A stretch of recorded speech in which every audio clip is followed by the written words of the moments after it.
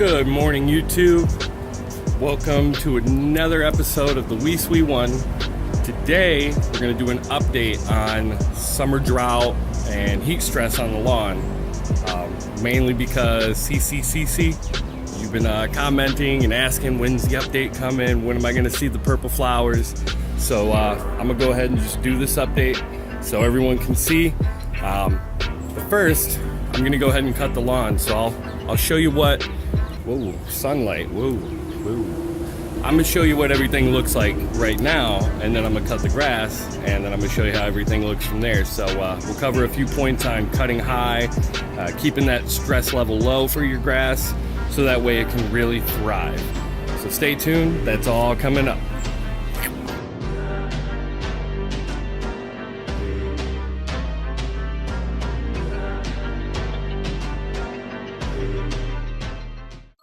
All right, so it's about maybe 10 o'clock in the morning, roughly.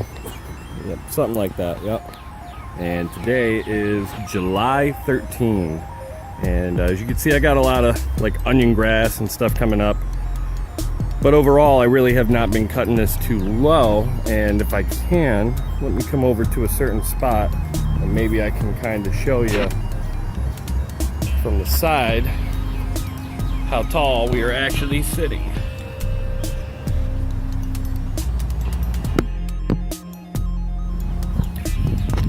So, with all that, we're gonna go ahead and do some trimming today. Now, I always keep my mower. I actually gotta take my blower and blow this off real good. Perhaps maybe this side's a better view because of the sunlight. In fact, I'll just bring the whole mower right up. I have my settings here. That's probably a better view. Got all these little bubbles right here, right? And each one of those is lower and lower and lower. I have mine set at the highest. And actually, a couple weeks ago, I actually pushed this and brought it even further back. But I kept running into the issue of it winding underneath the mower. Same thing in the front. You can see that these little tabs here, for this to be on the highest setting, they gotta be, you know, towards the front to bring it up. But once they go just about here, they drop all the way down. It's something about the balance of how it is. So, you know, I thought maybe zip tying it or something to keep it so I could cut at like 4.5 inches, but we're just gonna go ahead and stay at the 4.25 or something like that. I think it's a touch over 4 inches, but I keep it at the highest setting during these hot months because throughout this year, it's been a blistering one. We just got done rolling through about a week and a half of 90 plus, maybe 95, 96, 97 degree days, lack of rain, high humidity. But the grass, generally speaking, is still holding up quite well. There's getting some thin spots. And I think here, after a whole ton of rain that we had, we actually got some like a fungus or a mold. But again, eventually, I'm gonna be killing all of this off. And you know, making it look a little bit better. But when we get to the killing part, let's see if I can't just go back and show you.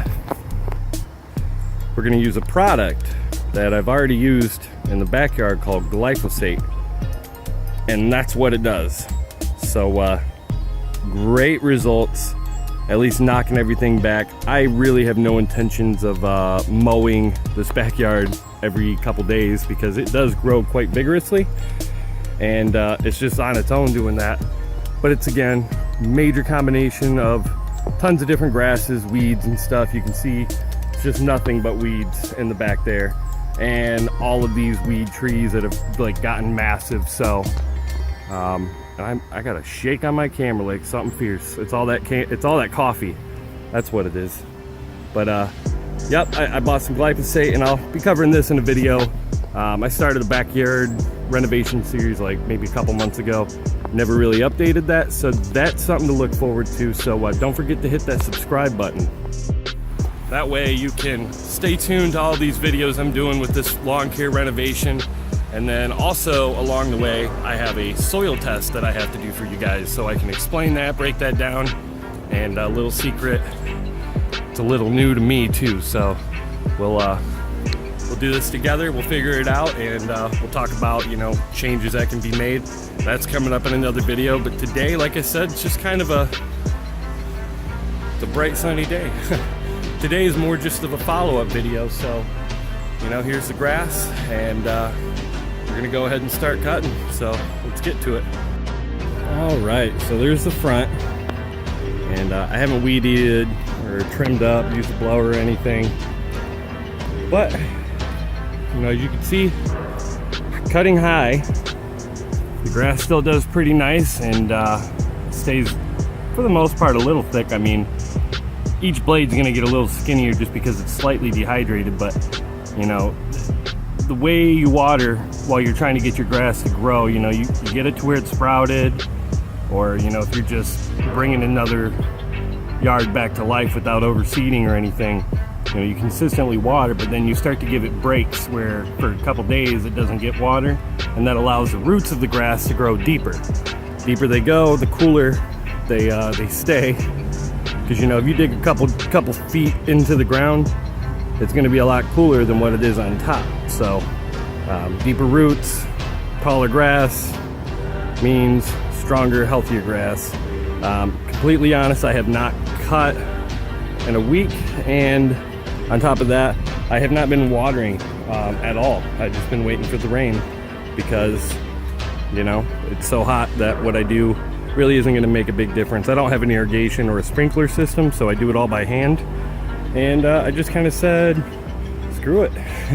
So, you know, I'd say for what it is, it's doing as good as it can be. Any of these spots where it's starting to turn brown, aside from that, that's fungus. I know that's fungus. But aside from that, any like light areas or where it's starting to turn brown, generally speaking, that's just, that's like drought. That's where the grass is beginning to go dormant. So moving into the summer, you know, that's what happens, especially in the lack of water. But once fall comes, you just go ahead and water it very heavily, and you know, for a couple days, and that'll help bring it right back out of dormancy, so it'll be back in vigorous and healthy. But I got this side done, I got to do the other side, so we'll go ahead and do that. All right, so now we got this side done. Looks a little bit cleaner, and I'm doing this at an earlier time in the day, so hopefully I can see if I can get a view maybe from this side of the stripes. I just freaked out. I heard a cicada. I thought it was right on top of me. Yeah, there you go. You can kind of see them. But yeah, I mean, you see what happens if you know, the summer comes, gets real hot. You just don't cut it all the time. I was going from 2 to 3 times a week to 1 time a week, if that. And you know, keeping the grass long like that, it just seems to do a lot better in the summer, especially through the 90+ degree days. So there's that. And in the dead heat of the summer, we got our petunias that are finally starting to come back. Now I think my lens is, there we go. So these are doing quite nice, and then we had a couple 100-degree days that just took them out. And CCCC, you're looking for the purple? There it is. It's coming back. It's not like it was before, but it's coming back. And poor thing, here's the pink one, but you see the foliage is coming back, and there was a secret little change that I made, and I've made a couple videos about it now, and I'll go ahead and just post one in the top right corner, and that is about the pH. And just this little bucket right here I use. I got my little cut milk jug inside there. That's how I go ahead and do all my watering. So, but yeah, just don't cut your grass. Don't butcher it in the summer. If it dries out a little bit, oh well, you know, fall will be right around the bend. Summer's only but a couple months, and then we get to look forward to fall. All right, so if this video's helped you out in any way, giving you any ideas on when to cut your grass, what to do when the summer drought comes. As I said, this is kind of a follow-up. I'll post the original right up here, one of the sides. you know, so you can go ahead and click on that, check out the original video about handling the summer drought and heat stress on the lawn. You know, this one really isn't too geared towards plants. I just would recommend you keep them inside out of the direct sunlight unless they're, you know, something that can handle the sunlight really well. So I don't know if you can see, I'm sweating so bad right now. It's definitely a nicer day than it has been, but it's still hot. So you know, that's, I guess, the update. So if you guys have any questions, comments, concerns, you know, just go ahead and leave them in the comment section below. And I am gonna go take me a shower because I'm soaked. So, but other than that, I mean, I suppose maybe we can see if we can get a good view from behind. I don't know. We'll see. Not too bad, not too bad. Hope you guys enjoyed it. Don't forget to smash that like button. That helps me out. And share this video with anybody, you know, if you find that, you know, somebody that might be able to use it. So with that, we'll see you on the next video.